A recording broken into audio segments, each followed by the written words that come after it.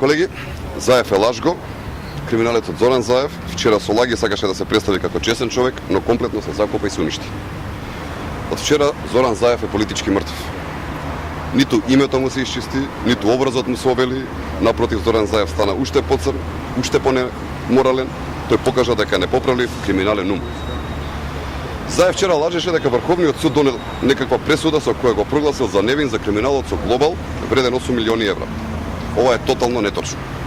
Врховниот суд донел акт кој се однесува на проблематика на локацијски услови и нема никаква врска со кривичната одговорност на Заев за криминалот на Глобал. Зашто се работи? Многу едноставно и јасно. Фирмата Делукс на пријателите и бизнис партнерите на Заев поднела барање до катастар да се впише објектот на криминално изградениот Глобал во имотен лист. Катастарот ги одбил затоа што немало соодветна документација и немале локацијски услови и одобренија за градба. Делукс се жалел до Управниот суд, а Управниот суд истакнал дека при носењето на решението катастарот покрај конкретниот член 130 го применил и конкретниот член 142 и затоа повторно треба да се одлучи. Но истовремено Управниот суд не го прифатил мислењето на пријателите на Заев и не дозволил упис на нивниот објект Глобал во катастарот. Со што јасно се гледа и чита во пресудата, кога што вчера криминалецот Заев ја мафташе, но не ја покаже. Катастарот приговорил до Врховниот суд, а Врховниот суд истакнал дека наместо катастар треба да приговори јавното правобранителство. Тоа е случајот, ништо повеќе, ништо помалку.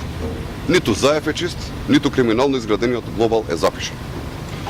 Значи никој не ја укинал кривичната одговорност за Заев, но и никој не кажал дека објектот Глобал треба да биде запишан во катастар, што само по себе говори дека е изграден незаконски и тоа со криминал кој што го направи Зоран Заев.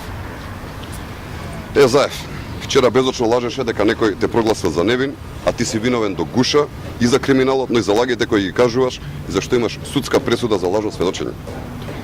Тераше и дел од новинарите да лажат. Заев мислеше дека со оваа лага на деценијата ќе си ја засили позицијата во внатрепартиската битка со Радмила Шекеринска пред Конгресот, односно на позицијата на жртвено јагне, на кого ќе му биде препишена одговорноста за поразот на СДСМ на следниот избор. Зоране, со лага не се стига далеко. Ти од вчера политички не постоиш. Лажеш како што лажи и ќе лаже Социјалдемократскиот сојуз.